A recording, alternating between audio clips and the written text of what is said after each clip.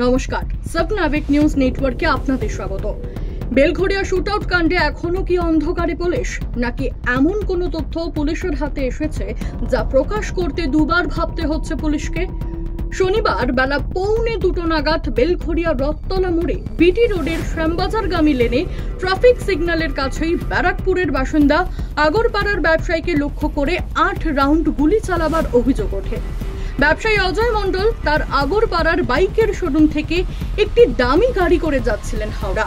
পথে এই শুটআউটের ঘটনায় তীব্র চাঞ্চল্য রাজনীতি থেকে ব্যবসায়ী সব মহলে।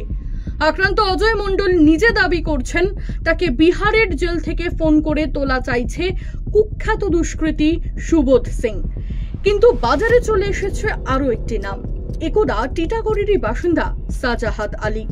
8 বছর আগে পানিহাটিতে একটি ব্যাংকে ডাকাতির মামলায় নাম জড়ায় ওই সাজাহাদের, ধরাও পড়ে। তারপর থেকে সে বেপাত্তা। কিন্তু লোকে বলে বর্তমানে সে নাকি পার্ক সার্কাসে বসে টিটাগড় সহ ব্যারাকপুর মহকুমার বিস্তীর্ণ এলাকায় চালিয়ে যাচ্ছে তোলাবাজি। এখানেই উঠে আসছে প্রশ্ন।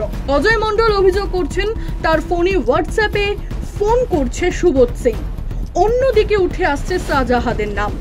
এখন যে প্রশ্নটা স্বাভাবিকভাবেই উঠছে সেটা হলো, ব্যবসায়ীকে যে ফোন নম্বর থেকে হুমকি দেওয়া হচ্ছে সেটার কোনো হদিশ কি পুলিশ পেয়েছে? যে মোটর বাইকটি দুষ্কৃতীদের ব্যবহার করা বাইক বলে বেলঘড়িয়া স্টেশন সংলগ্ন এলাকা থেকে উদ্ধার করে আনা হয়েছে, সেটির মালিকের কোনো পরিচয় এখনো পাওয়া যায়নি। আদৌ কি এই মোটর বাইকটি ব্যবহার করা হয়েছিল? ঘটনার 72 ঘন্টা পর এদিন স্বয়ং পুলিশ কমিশনার তার শীর্ষ আধিকারিকদের নিয়ে এলেন অজয় মণ্ডলের আগরপাড়ার বাইকের শোরুমে।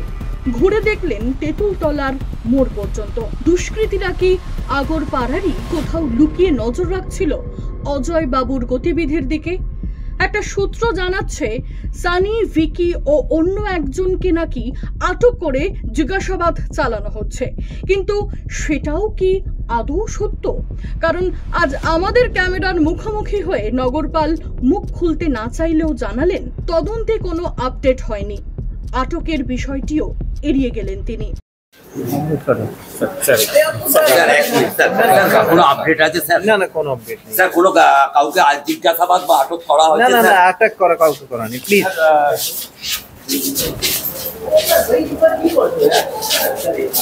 সব মিলিয়ে তদন্ত চলছে অত্যন্ত গোপনে, কারণ প্রকাশ্য দিনের আলোয় বিটি রোডের ওপর এমন দুঃসাহসিক ঘটনায় রাজ্য প্রশাসন যে বিব্রত বোধ করছেন তা বলার অপেক্ষা রাখে না। আর নবান্ন থেকেই বিষয়টিতে কড়া বার্তা এসেছে বলেই সূত্রের খবর। এখন দেখার বিষয়টিতে শুধু দুষ্কৃতীরাই জড়িয়ে রয়েছে, নাকি তাদের মাথায় রয়েছে রাজনৈতিক আশীর্বাদ? শ্যামল পাল, সাবনাভিক নিউজ, আগরপাড়া। সমস্ত খবরের আপডেট পেতে লাইক করে সাবস্ক্রাইব করুন সাবনাভিক নিউজ। সেই সঙ্গে বেল বাটন প্রেস করতে ভুলবেন না। আপনাদের একটা সাবস্ক্রিপশন আমাদের জন্য অত্যন্ত মূল্যবান। জয় হিন্দ।